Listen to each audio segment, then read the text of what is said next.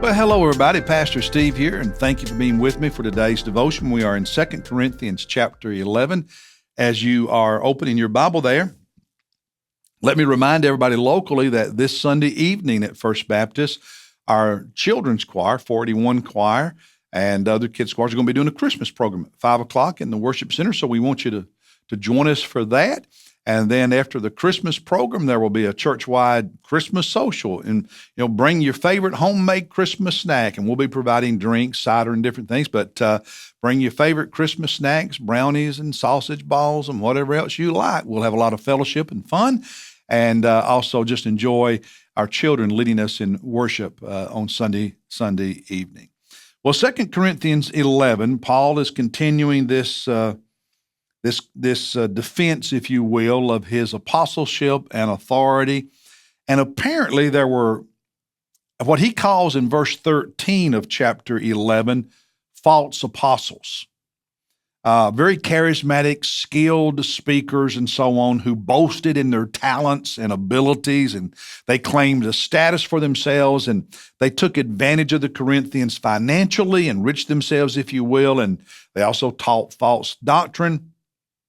And because Paul apparently lacked some of their skill and talent and lacked some of their charisma, and Paul did not present himself as somebody that they should financially support. He was actually, when he was planning the church in Corinth, he says he was supported by the Macedonian churches.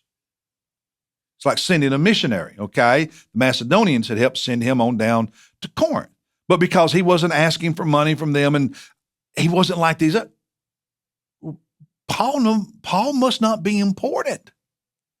Paul must not be a big deal. And he's addressing those issues, and he says in this chapter, I am not less than those other guys. The truth is, and I shouldn't have to tell you this, he says, but the truth is, I am more than they are, because they are false apostles taking advantage of you. Look at what he says starting at verse 5 of chapter 11. He says, for I consider myself not in the least inferior to the most eminent apostle. Paul says, you name the most eminent, prominent apostle. There, in absolutely no form or fashion do I think I'm less than they are.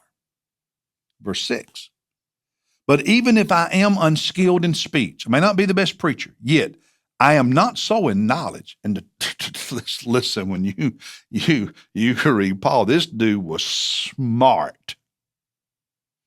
He was smart. In fact, he says, in every way we have made this evident to you in all things. Previous chapter he talked about his actions, what I do, and my intelligence, my knowledge. I'm not less than they are, just because some of them speak better than I do. He goes on. Verse 7. Or did I commit a sin in humbling myself so that you might be exalted because I preached the gospel of God to you without charge? Paul says, did I sin by not making you pay me? The Macedonians were taking care of me financially. I was trying to be a blessing to you, but you turn that around and take advantage of me. Think I'm less than. I'm a sinner because I did. Do you see how warped this thinking they had was? Verse 8, he says, I robbed other churches by taking wages from them to serve you. It doesn't mean that he stole from them, but he's saying these other churches paid me so that I could minister to you without that being a burden to you when we were birthing this church. Verse 10, as the truth of Christ is in me, this boasting of mine will not be stopped in the regions of Achaia. He said, listen,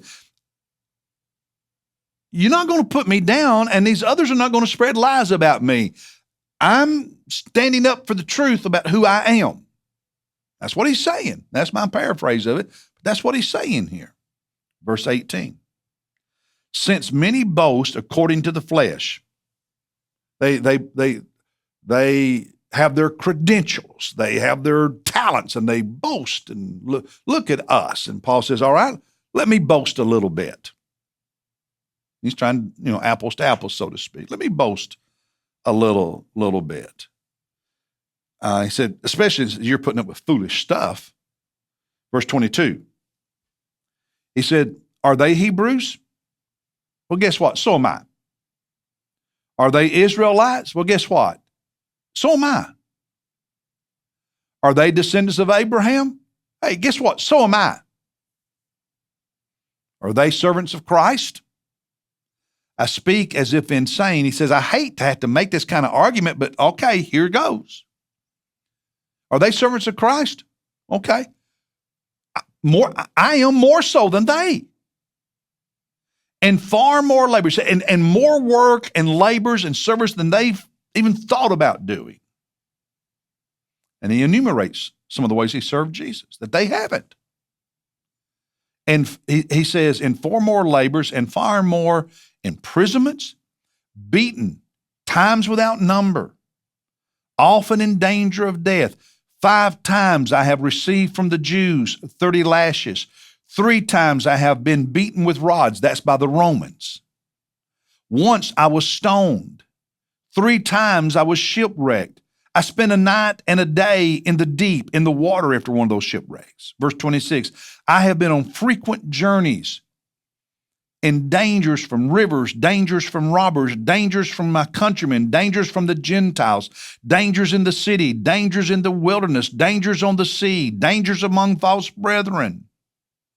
I have been in labor and hardship through many sleepless nights, in hunger and thirst, often without food, in cold and exposure. And in addition to all of that,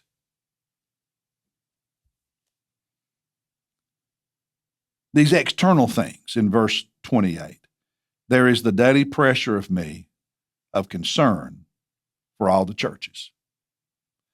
He said, you're giving all your attention to these people who are so charismatic and talented, and they're taking advantage of you and teaching you bad stuff. And one of my greatest burdens is your spiritual well-being. And I carry that with me every day. He is trying. It's almost like Paul hates that he's having to do this. That he's having to call them out, that he's having to point out the fallacies of their devotion to these other people and help them understand his role in their life and his authority over them and what he's done in service of Jesus for their sake. He hates having to do this, but it is for their sake he is doing it. That's this chapter. Now, devotionally, verses 13 to 15. He said, for such men are these charismatic ones that were taking advantage of the Corinthians. He said, such men are false apostles, deceitful workers, disguising themselves as apostles of Christ. Now, here he's not talking about Peter and Apollos. They were genuine disciples. There were others that we don't know. They're unnamed. And he says, no wonder, for even Satan disguises himself as an angel of light. Therefore, it's not surprising. Don't let it surprise you.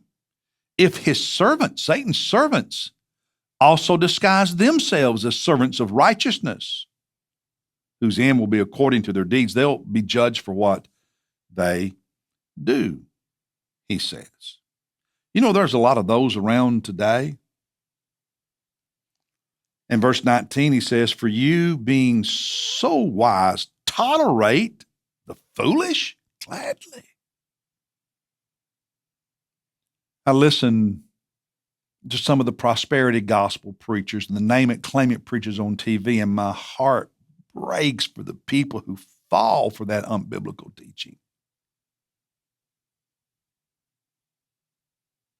But it's not just those. You find instruments of Satan who present themselves as angels of light, and they're not apostles of Christ today, but they're pastors and preachers, and not just in big churches. They're in little churches and small churches, and in between churches. They're in all size churches who have no integrity. who use ministry as a place to hide so they can sexually abuse children and women or little boys. It's not a big church thing. That's just our culture. Satan will put his people everywhere he can to destroy people. And you and I, as the people of God, have to be smart enough to not fall for it.